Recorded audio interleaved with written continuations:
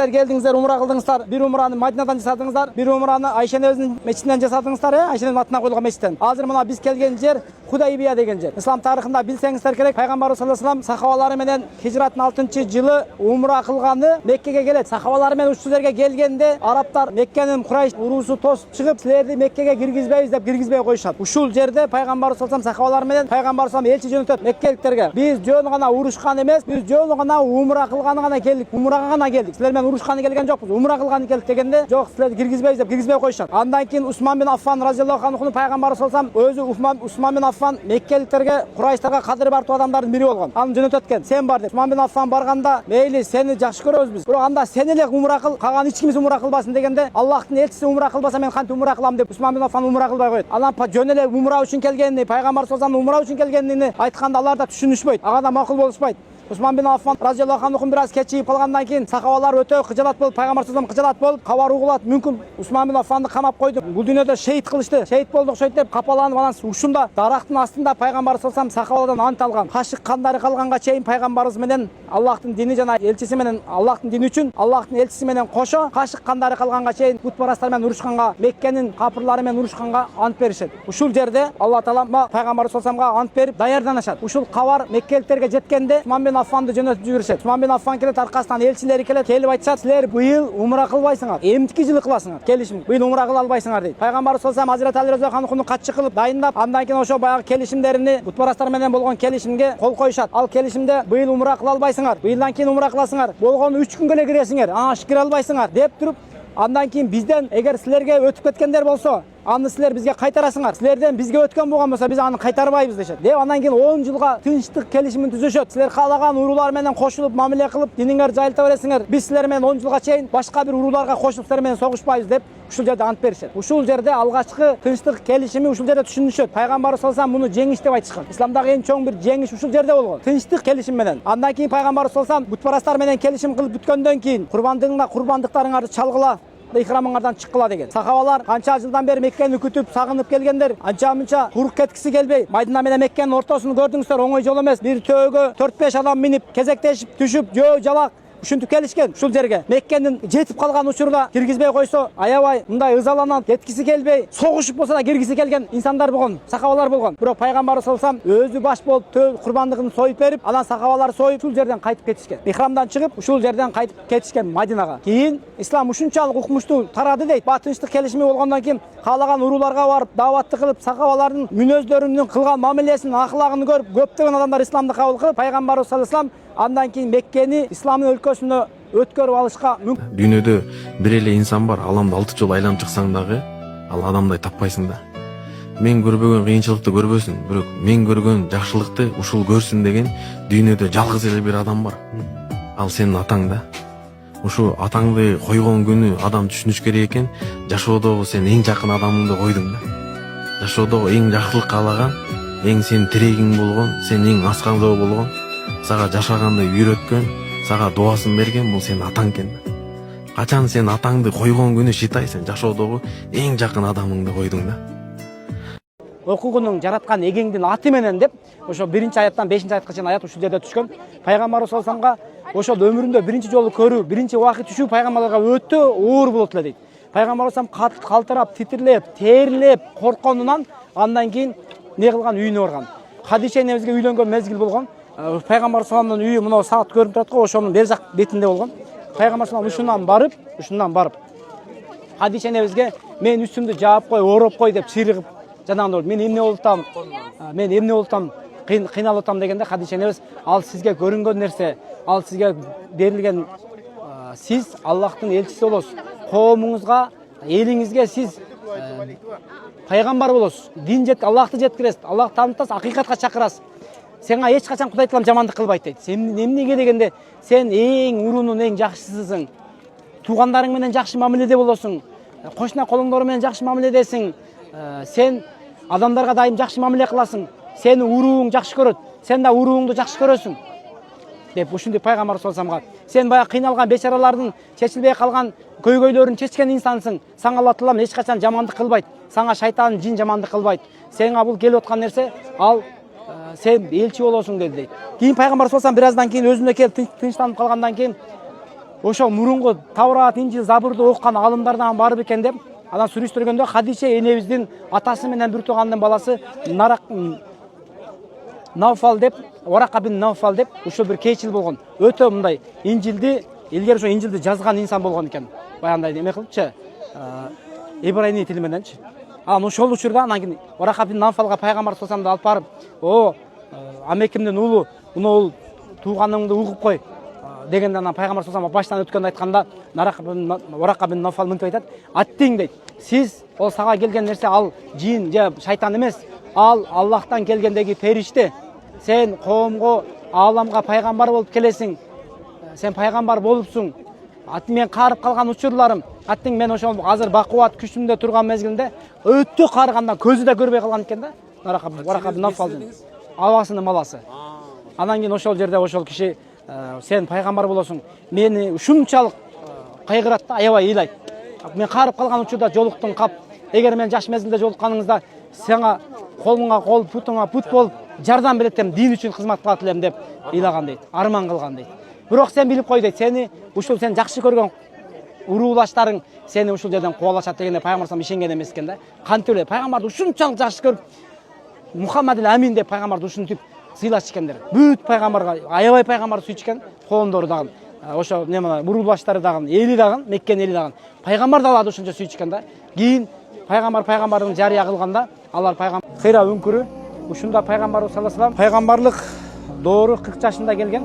Ошо пайгамбар салам 40ка чыккан учурунда 40 жашына толгондо пайгамбар салам түш көрүп баштаган. Ал түштөрүндө пайгамбар салам пайгамбарларды кээ бир учурларда Алла таалам түшүнө көргөзүп, даярдап, акыры пайгамбар салам түштөрүнө көргөн нерселерине кубанып, акырындап адамдардан жалгыздап пайгамбар салам ушул нур тоосуна келип, мына Гары Хирада пайгамбар салам апталап 10 күндөп, 15 күндөп ушул жерлерде жалгыздап Алла таалама сыйынып турган. Ал мезгилде пайгамбарыбызга дин келбегендиктен Ибрахим алейхисаламдын дини, Ханиф алейхисалам дининен уланган динге ошого пайгамбар салам ошол дин аркылуу сыйынып турган. Башкача айтканда пайгамбар салам өзү жалгыз бир Кудайдын бар экенине, мына көгүлтүр асманды Кудай таалам жараткан бир нерсеси бар экендигин, жаратуучусу бар экендигин ойлоп, дайыма пайгамбар салам ой жүгүртөт келе дейт. Ошон үчүн адамдардан алыстап, жалгыздап келип ушул жерде далай күндөрү бою пайгамбар салам ушинтип турган.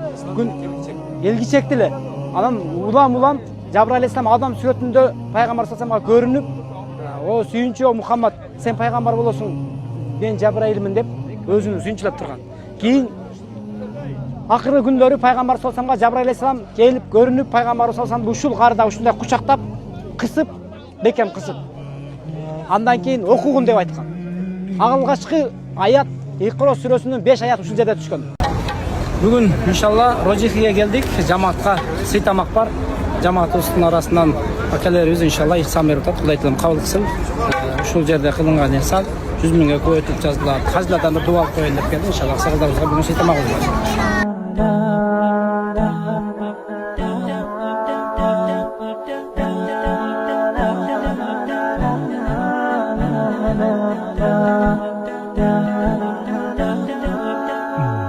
Тургандагы жамаат 3 бир туугандын уруктары. Бул эки аксакал, бул кишилерден чоңу бар, аксакалдан Алла рахмат кылсын. Ал кишинин байбичеси, жеңелери болот. Ушул эжени кошуп, балдары менен опчу чогуу 11 үй биле. Кийим келе турган болсо бир туугандарына кабарлап келсе, өтө сонун болот экен. Мантип ушундай улуу жерде бир туугандык сезимдерди ойготуп, иншалла дуаларда бири-бириге дуа кылып, анча-мынча алги тууган урукта кетирген онча-мынча кемчиликтер болсо кечиришип, иншалла. Аллахым разы болсун. Ким келе турган болсо бир туугандар менен келсе, маза кылат экен. Ассаламу алейкум ва рахматулла. Урматтуу мусулман бир туугандар, бүгүн биз Жабадын Нурга келдик, Нур тоосуна келдик.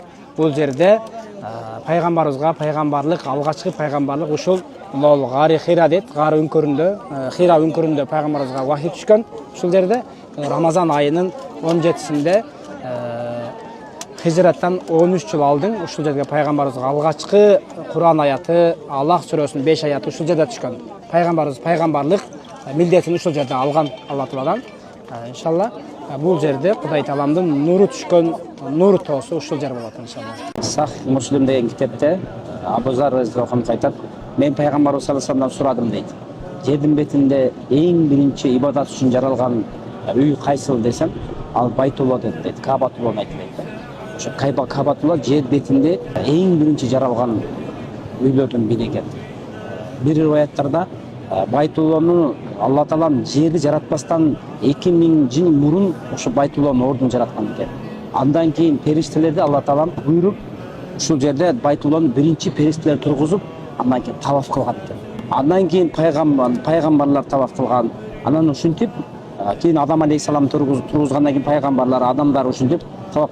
Коюнчу ушу жер жаралгандан алдын бар экен да. Жер жаралган. Ошол үчүн бул Байтулланы ким таваф кылган болгон болсо, Алла Таалам ошол таваф кылган адамга чакырчылыктын эшигин жаап турат дейт.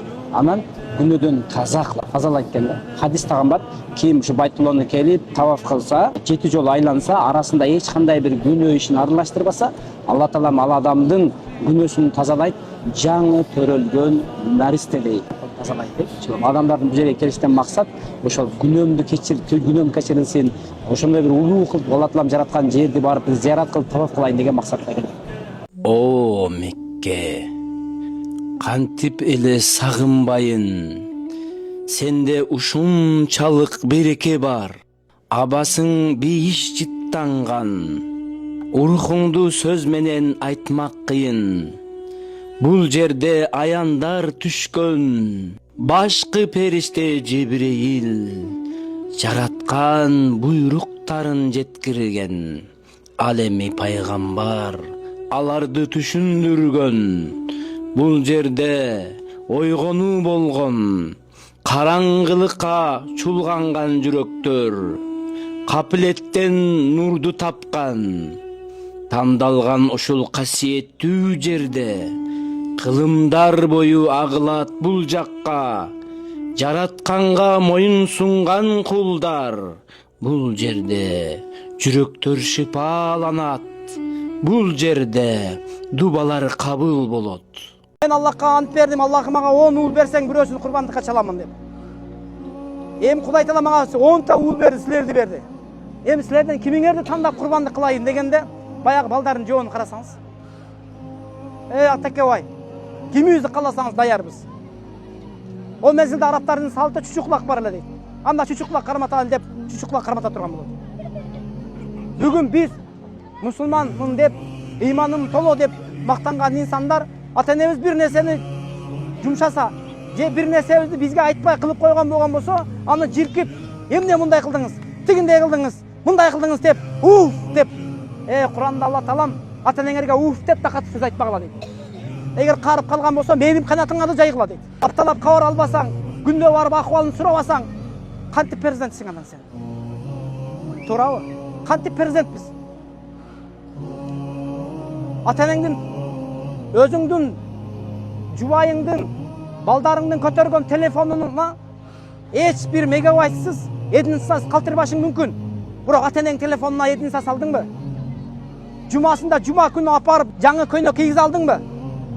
Жума күнү машинаңа салып барып мечиттин алдыга отургузуп атаңа обедин алып бере алдыңбы? Максаттарыбыз, тилектерибиз иншалла ушул жерден башталат. Мына мечиттин аты Жол Кылайфа деген мечит. Ушул жерден ихрамсыз кайтып келип кылышты. Эгер мүмкүнчүлүк болбосо анда бир кой союп, андан кийин эмне кылыш керек.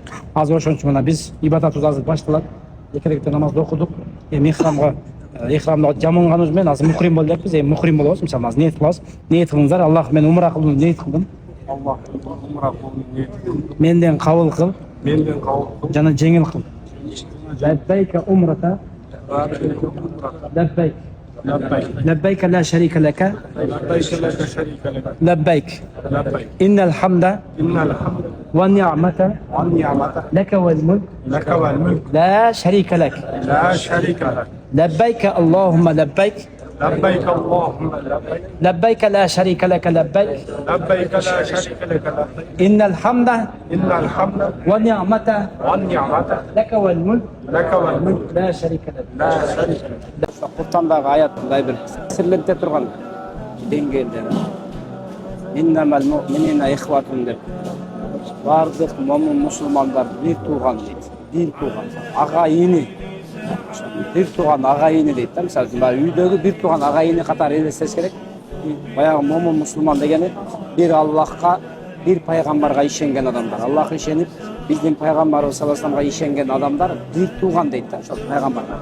Эми ушул бир туугандар бирини бири маскарлабасын. Бир коом, бир эркектер же бир аялдар бири-биrini, же бир коомду мусулман бири-биrini баягы шылдыңдабасын. Шылдыңдап аркасынан сөз кылган болсо, мисалы үчүн палан мындай, түкүн улут мындай, ал мындай деп же болбогонбосо башкалардан бир өзгөчөлөнүп ушинтип бир коомду шылдыңдай турган болсок, аны албетте силер дейт өзүңөрдүн бир тууган агаңардын же бир туугандарыңардын этини жегенди жактырбайсыңар да дейт. Туурабы?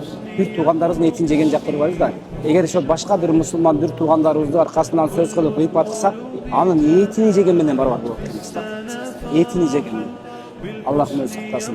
Ошон үчүн бир коомду, бир аялдар, бир эркектерди, бир жамаатты, бир улутту мындай маскарлап тастантпасын дейт. Себеп аларды Алла Таалам бир ата, бир энеден жараттык дейт. Адам алейхиссалам менен Хава энеден жараттык. Демек биз бир ата, бир энеден жаралып, бир динде жашап, бир пайгамбарга ээрчип, бир Аллага сыйынып, бир Кабатулланы карап оккан мусулмандар бир тууган экенбиз да. Кудай Таалам бир туугансыңар дейт. Ошо бир туугандын хакысы ал мусулман ийгиликке жетип атса, аны өзүнүн ийгиликке жеткендей кубаттап сүйүнүп, бир мусулман кайгы тартып, капаланып жатса, өзүң кайгы капа тартып аткандай болушуң керек. Себеби пайгамбарыбыздын куттуу хадисинде мусулман бир дене сыяктуу дейт. Дененин бир жери ооруса, бүт денең сыздаган сыяктуу дейт да. Бир мусулманга кайсы жерде болбосун бир зыян жеткен болгон болсо, жүрөгүңдөн бир кайгыра албасаң, анда билип ойлонуш керек. Аллахым, мен кандай ушул бир мусулманга кайгыра албай жатам. Пайгамбар салсам теги карга жашынганда сахабалар кооруп окко өздөрүн тосуп атпайбы? Анан душман тарап кеткенден кийин пайгамбар салсам ушул жерде бир аз эс алып, анан баягы жараттарды таңып, сахабалардын жараттарын таңып, кандарыны жууп, андан кийин ушул жерде намаз окуган. Ушул жерде иншалла биз ушул жерде намаз окуйбуз. Ama namaz alırız.